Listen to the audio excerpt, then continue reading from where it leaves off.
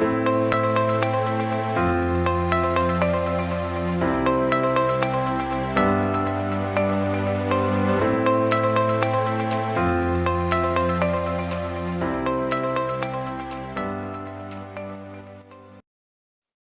back, everyone.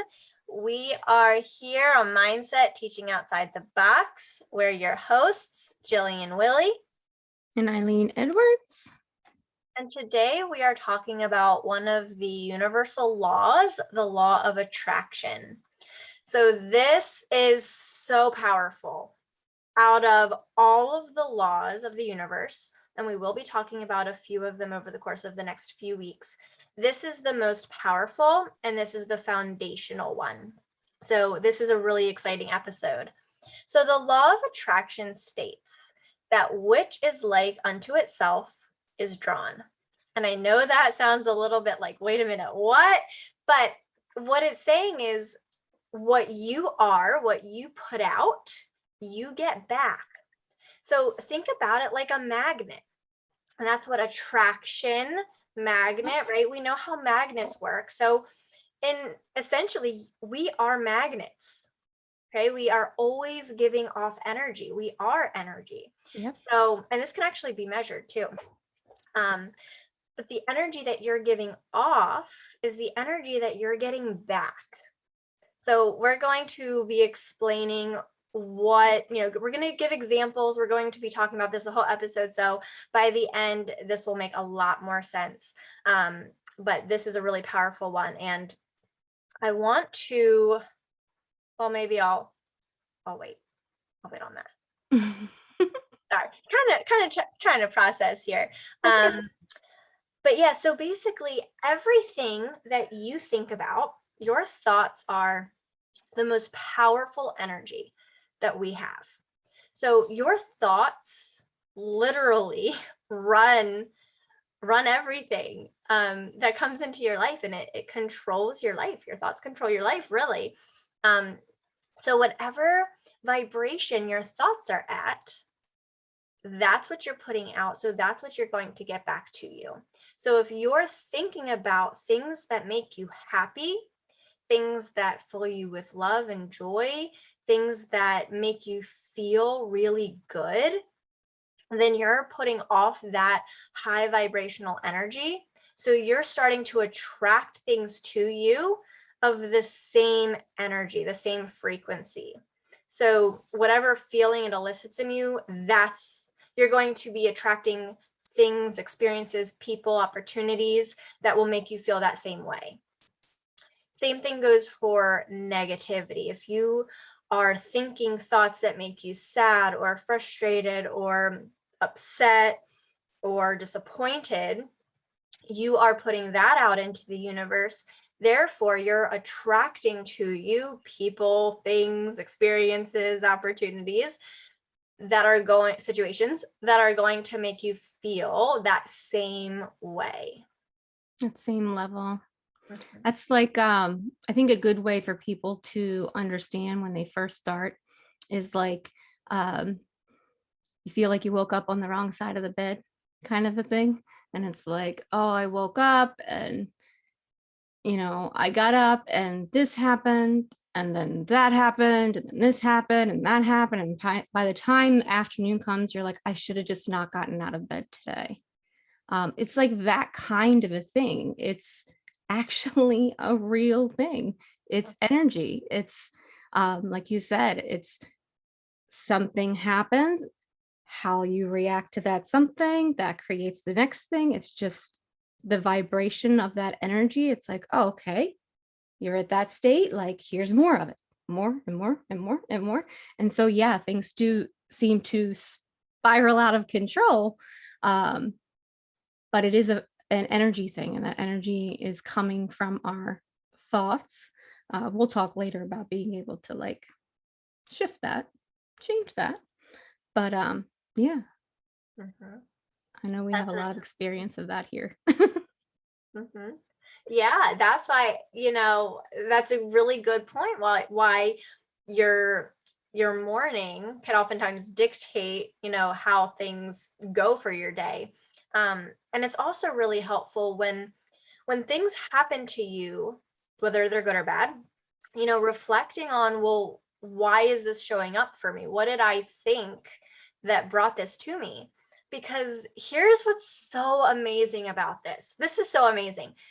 Every single thing that shows up in your world, okay, from people, conversations, situations, experiences, literally every single thing that happens to you or comes into your world was brought in by you, your thoughts. This is why it's so amazing. And I know a lot of times when bad things happen, people will say, well, no, why would I ever ask for this? Why would I bring this into my life? Well, you didn't consciously say, I want, to spill my coffee on myself. But when you have negative thoughts, or you have sad thoughts, when you have any thoughts that are at a low vibration, you're attracting to you other situations that are at that same vibration. So while you may not have said, I want to spill my coffee on me today, you probably were thinking something else, that was negative, at that same vibrational level, which then brought you the instance of you spilling your coffee.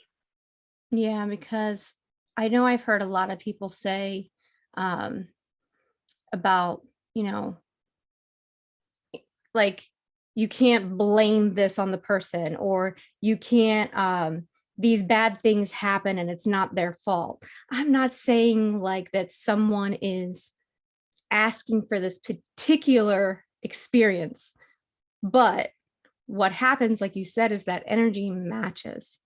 It's Mhm. attracting. We learned that in fourth grade science. I think it's actually in third grade science now. Uh, Attraction and repulsion. And so it's just, that's the universe's way of matching that energy. It's like, oh, that's at the same vibrational level. So you don't necessarily know what it's going to be. You just know that it's going to be something at that same level. So no, we're not asking to get into a car accident.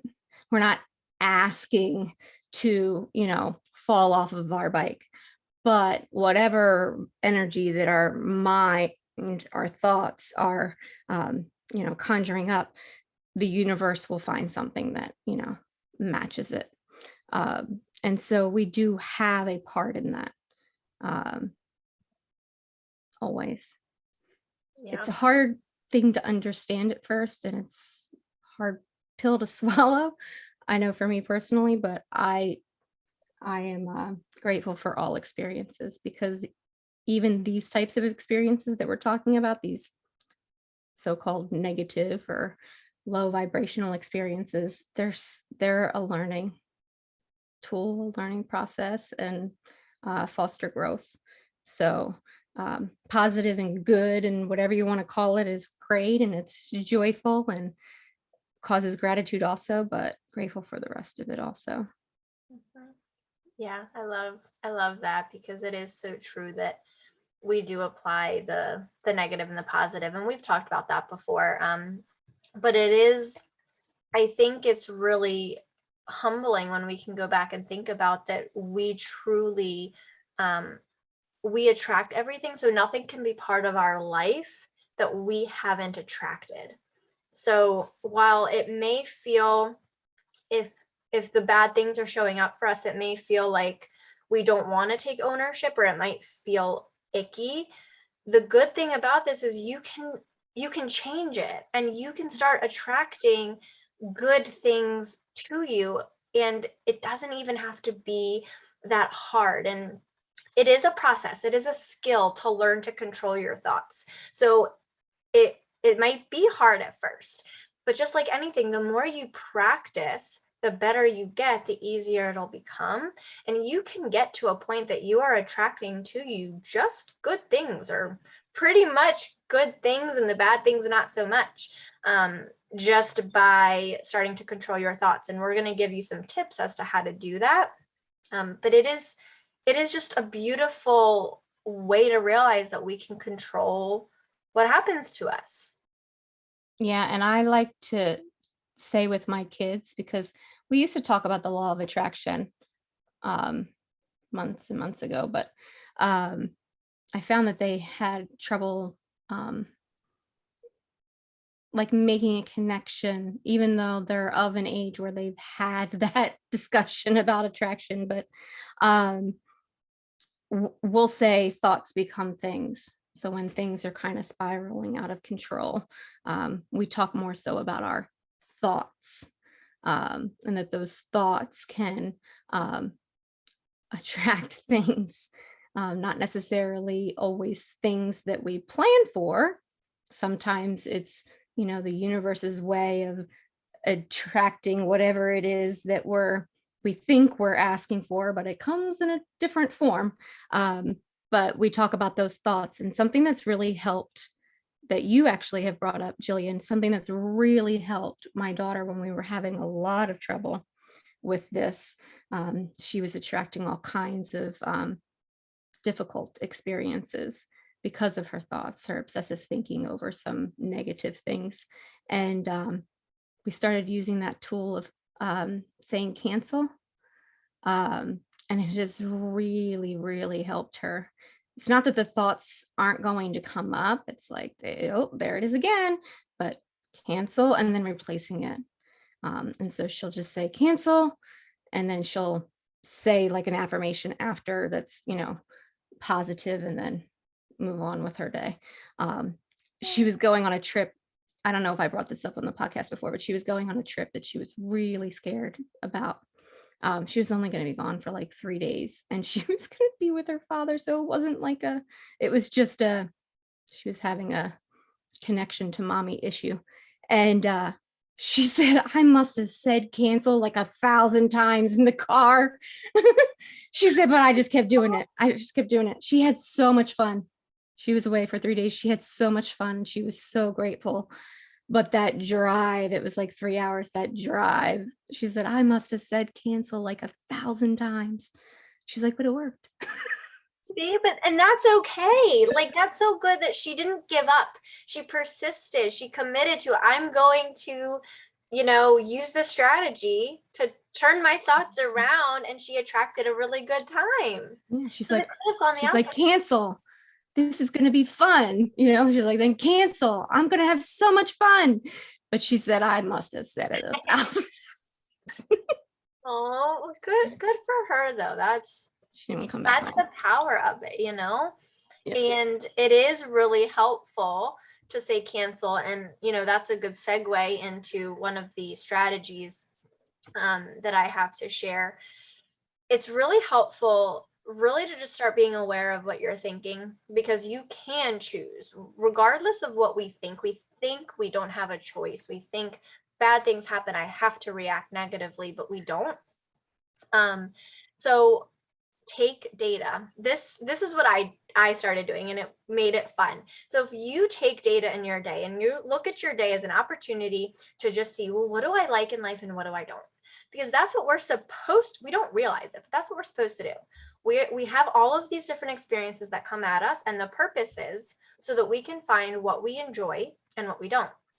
So if you take your day, and you don't have to start with a day, if you want to start with like an hour of your day, to build the practice, that's fine, or 5 minutes even. But just setting time in your day to really be aware of your thoughts. And as they come in, think, do I like this thought? Do I not like this thought? And if you like it, great, keep thinking it. And if you don't like the thought, then that's where you say, okay, I'm going to change it. I'm going to reject it. I'm not going to let it in my subconscious mind. And you can use the cancel strategy, and then, well, I don't like this thought, so what would I like? And I did this a lot. I still do it because it's still a practice. So like, let's say that one of my kids, he loves playing with my keys, and I don't want him to lose them. So that's something I don't want him doing. So rather than, I see him grabbing my keys, well, if I give energy to it, then he's going to continuously come grab my keys and take them. So that's something that I want to stop. So do I want the thought, ugh, my son's grabbing my keys again? Well, no, I don't. That's not a good thought. So I say cancel and say, Love that. Harrison left my keys alone. He's playing with his toys. So then, I mean, that's kind of a minor example, but if we do that all the time, this morning my kids were frustrated. They didn't want to get up. They wanted to stay in bed, and they weren't very cooperative with getting breakfast and things like that. So, rather than giving energy to, okay, they're being cranky, they're not getting in the car, they're crying, it's no, wait, cancel. What would I love? I would love for my kids to wake up and be ready to go and eat their breakfast calmly, and that's what I think about. And then it gets you into a good place. So even if what's presenting in your reality is something that we're perceiving as negative, by not giving energy to it, it won't show up anymore. And it's going to take time. It's not an instantaneous thing, but the more you do that, the more you're going to get rid of the negative and replace it with more positive. Because you literally cannot attract to you things in your life that are not at the vibration that you're at. You can't. It just doesn't work.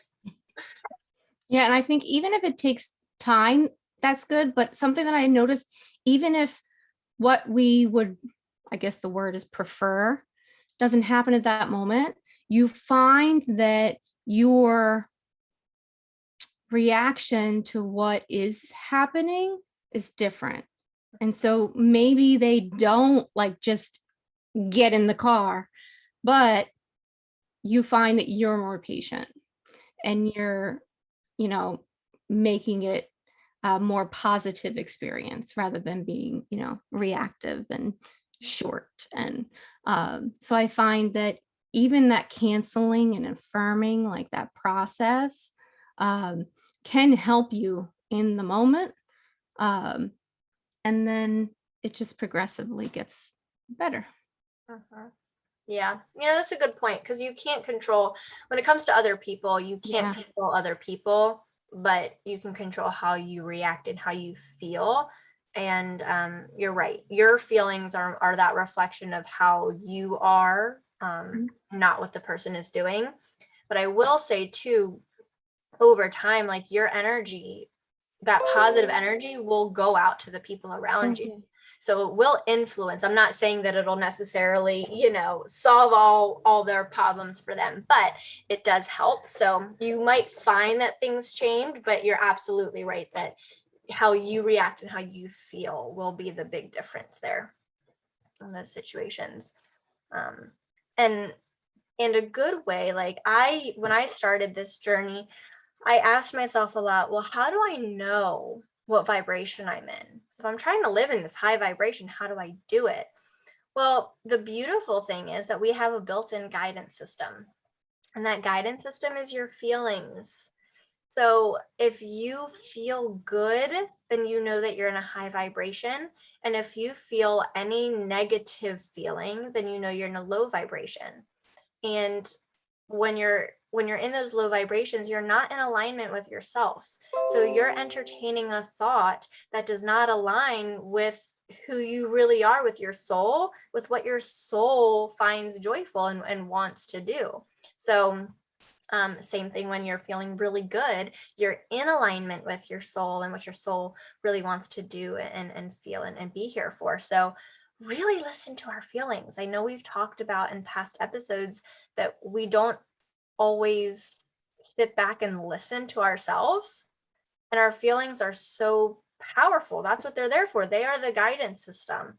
So when we listen to our feelings, then that can kind of guide you to the vibration that you want to be in.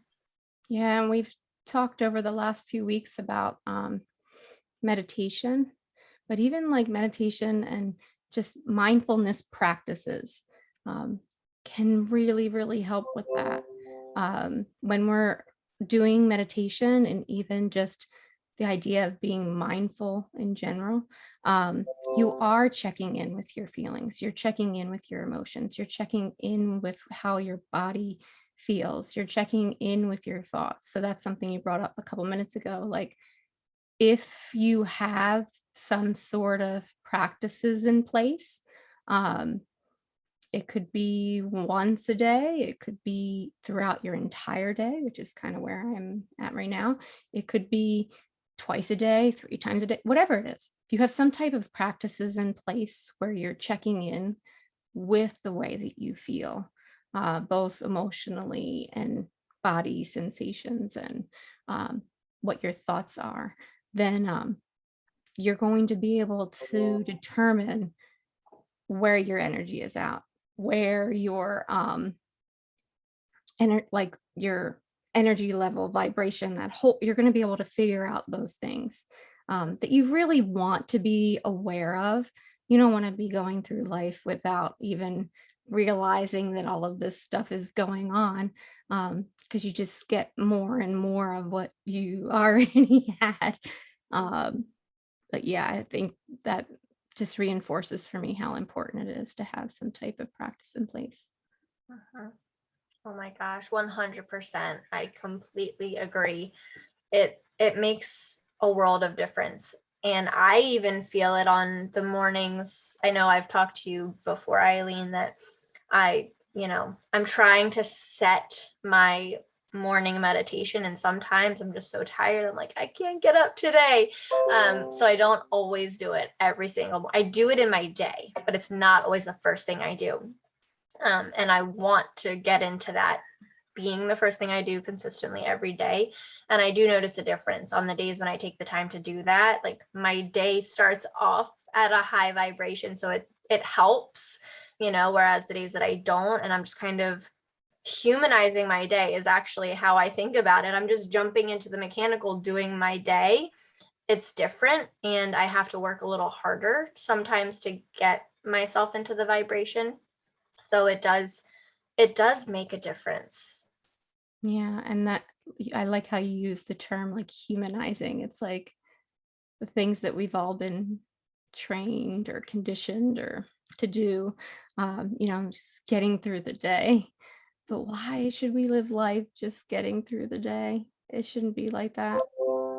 That's not how it's intended to be. It's supposed to be, an experience of joy and love and gratitude and creation. And we can't do that when we're just trying to get through the day.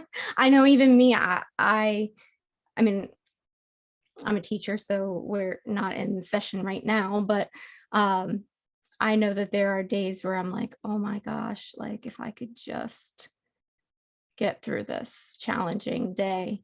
But really being aware of that. And I think the more mindful you are throughout your day, you have the opportunities to kind of stop, change that energy. We'll talk more about that later, but Mhm. yeah, I agree. Yeah.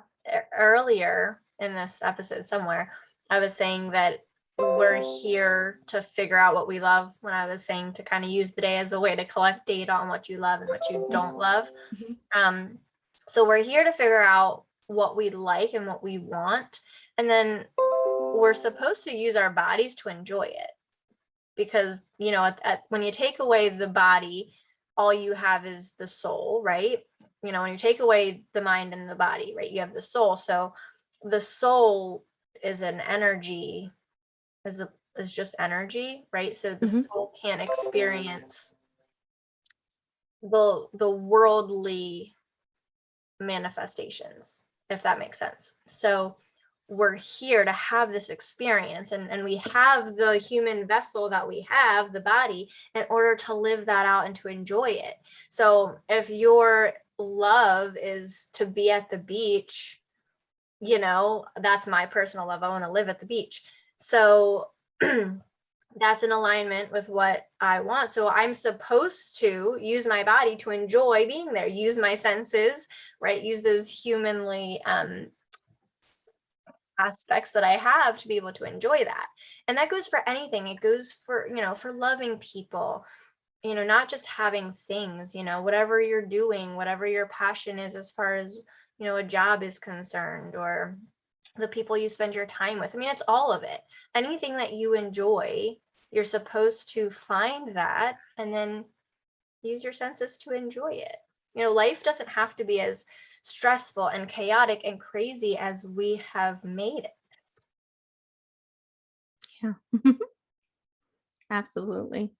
Um, Something that occurred to me earlier and I didn't say, um, I'm in a training, and the teacher was talking about how the physical universe, what's outside, physical universe is an actualization of our thoughts. So everything that is happening out there in our experience is a result of what's going on in here. And so, a question that I've heard you say quite a few times and has been helpful, even for myself, is, you know, what is happening in here that is attracting this experience? And I think it's really important. You were saying it earlier, and I didn't want to stop you, but I want to just restate it because I think it's really important that when things are going, and it could really be well or not well, but definitely when things are not going well, what is happening in here? What is happening in my thoughts right now that is attracting this? I think it's really important that we do that. And it doesn't necessarily mean that if we're almost in a car accident, that we were thinking car accident. That's not what I mean. What I mean is we have to think, what is going on in here that brought this situation into existence?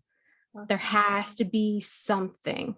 And so taking the time to really analyze our thoughts, especially when things are going wrong, um, figuring out, like, what is it?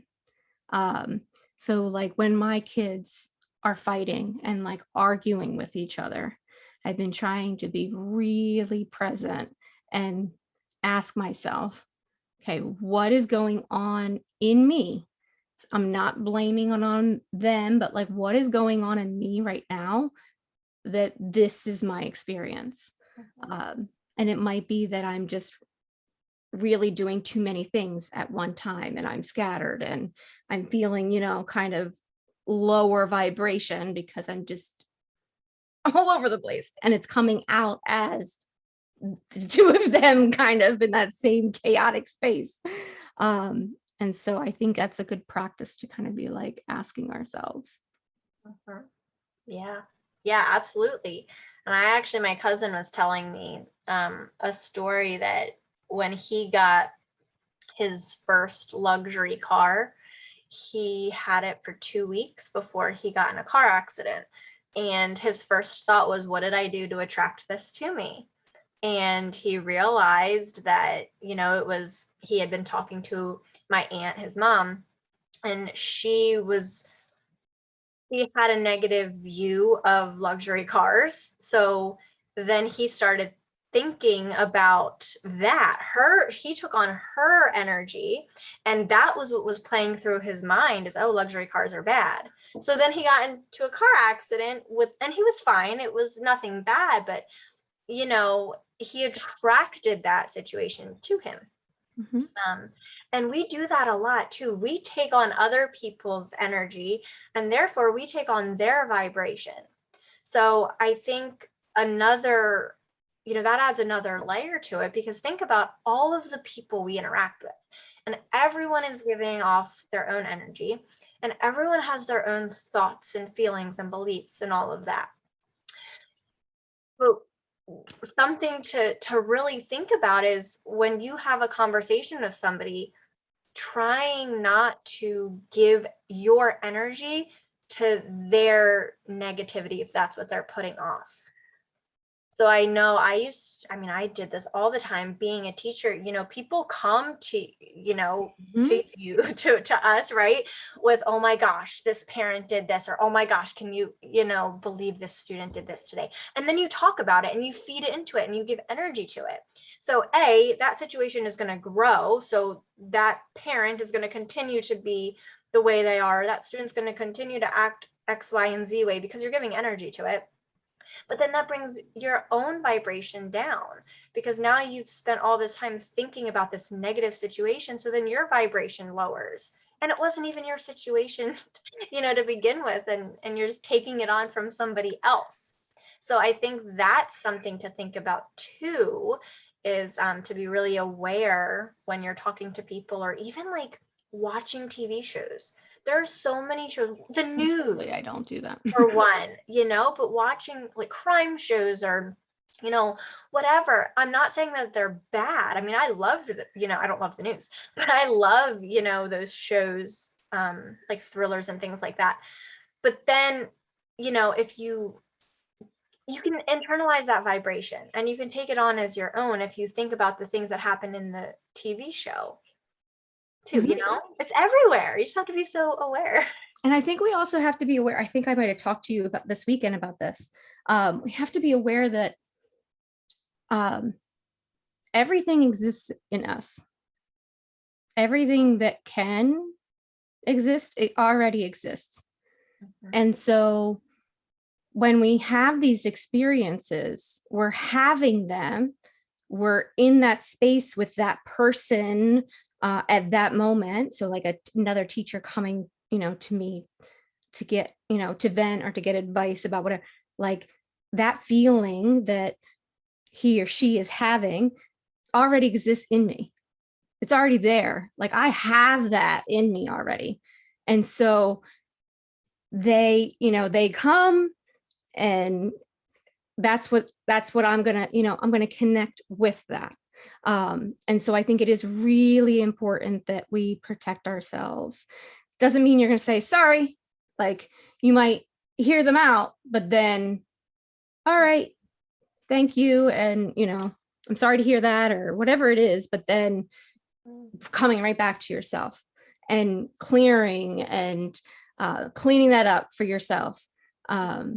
Being really aware of the fact that those feelings exist. They're already in there in us. But then taking the time to be aware of that and fixing it and clearing it out and being able to start the next moment of our day, not at that energy level. They wouldn't have knocked on our door if it wasn't already in there. Like they were gravitated towards us for a reason. And it could be that, they needed us and we needed to be there for them, but we do have to make sure that we are really aware, because like I said, the universe, it's just an actualization of our thoughts. And if our thoughts are cancerous, it's going to create a cancerous reality. But if our thoughts are totally perfect, then they create a physically perfect reality that's, loving, but it's going to kind of go through all of that, but it can always change. Yeah, that's a really good point. You're right, because you would have to attract them to you, in order for them to come into your reality. So see, it's all there. It's so deep. Like no, it is so deep. Something I wanted to touch on. This isn't necessarily law of attraction, but just a little tip that I've picked up along the way that might help some people, because I know we have a lot of teachers and parents and anybody who has people that come to them with the venting. Something to do that can help is to ask the person, what do you want from me? Do you want me to just listen, or are you looking for guidance? Because, if they want you to just listen, then okay, you take it in and say, okay, we're moving on. You've said what you have to say. And that's a way to, so I guess it is law of attraction. That's a way to say, okay, we're done, not giving energy to it, or if they want you to give advice, then you can give advice that would but that would help them move to a good vibration. Because, if you keep talking about it, it's going to perpetuate, right? So giving them the advice, well, okay, what do you want to happen? This kid just, lashed out at you. Well, what do you want to happen? And kind of turn it around to help them get to a good vibration, and think about what they would rather have happen. to give them some tips too. But it can help, because if you just kind of leave it open-ended, it's easier, I think, to get into that back and forth feeding into it. But if you know what their intention is, whether it's just listening or to give them guidance, it can kind of help move the direction into move the conversation in a direction of, let's get this to a positive place. Yeah. And I think that the number one thing for me is doing the things, not that I don't help other people, because man, do I, but like focusing on me, like we said before, like what is happening in me to have the situation happening. I know that's not necessarily going to help in this someone coming to you for advice thing, but like I'm thinking in my own classroom, like what is happening inside me, my thoughts and my body, whatever it is that's attracting, this particular situation and experience with this student. And then spending some time on me, spending some time on clearing out whatever that is and giving it some space, and then giving them some space. Because I think that too many times we are reactive, or we try to like push it away, or just continue on the plan. We have this much time and we need to get this done. And it could really just be like a minute, to check in with yourself and clear that out. And then it might only be 2 or 3 minutes that you need to spend with the child, and really think about how beneficial that can be. Yeah, that's big. And that's not something that we're typically taught, and just to kind of quickly go off on a thing, behavior is a big issue in education, behavior problems. And it's, in my opinion, it's still a problem because the solutions are not actually solutions. Yep. It's a Band-Aid fix. It doesn't even, most of them don't even work, because we're not getting to the root of it.